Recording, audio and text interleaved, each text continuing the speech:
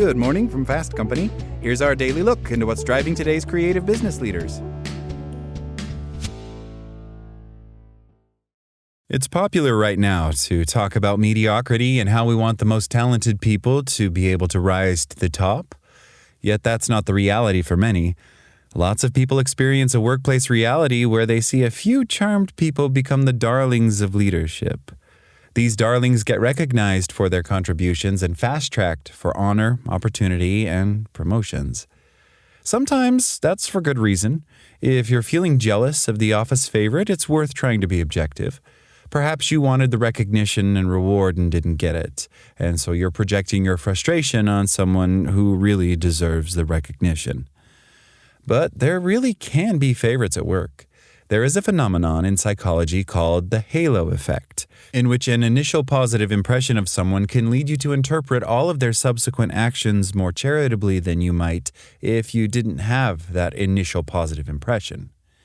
So, what do you do if you're not the favorite, and you keep watching others get rewarded for their merit while you get passed over? Play the long game. Halo effects are a result of first impressions. While you don't get a second chance to make a first impression on someone, the merry-go-round of organizations means that you're likely to have many chances to make first impressions on influential people. Your supervisor may move on to another role. You may move to a different part of the organization. That means you need to continue doing good work, even when you aren't being recognized for it.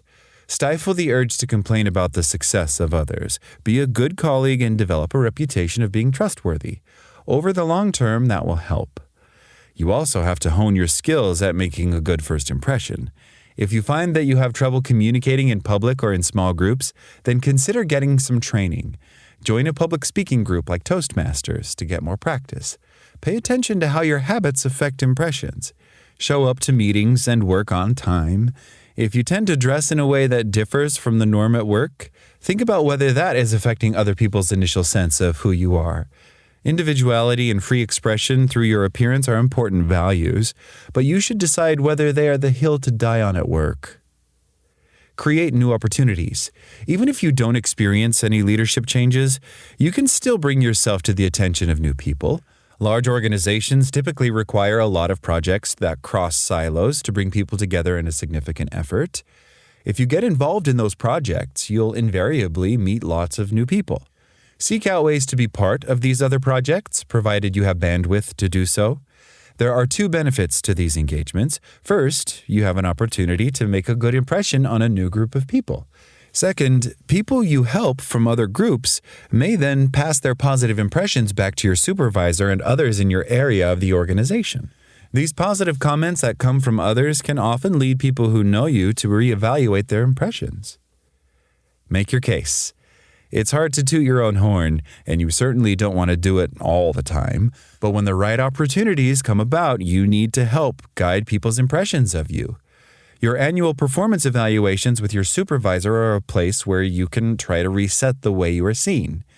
There's a tendency to use those evaluations as a way to list all of the things you have done during the year. Rather than just listing the things you have done, focus on specific ways you would like to change how you are perceived by your supervisor. Organize your discussion of your accomplishments for the year in a way that highlights those aspects of your work that you want to emphasize. Help your supervisor to see aspects of your contribution that may not ordinarily be obvious. You won't completely overcome a lackluster first impression with one meeting, but you may help your supervisor to start seeing aspects of your performance that they have missed in the past. That work can slowly help your supervisor and others to see the contribution you're making. That's all today from Fast Company. Talk to you tomorrow.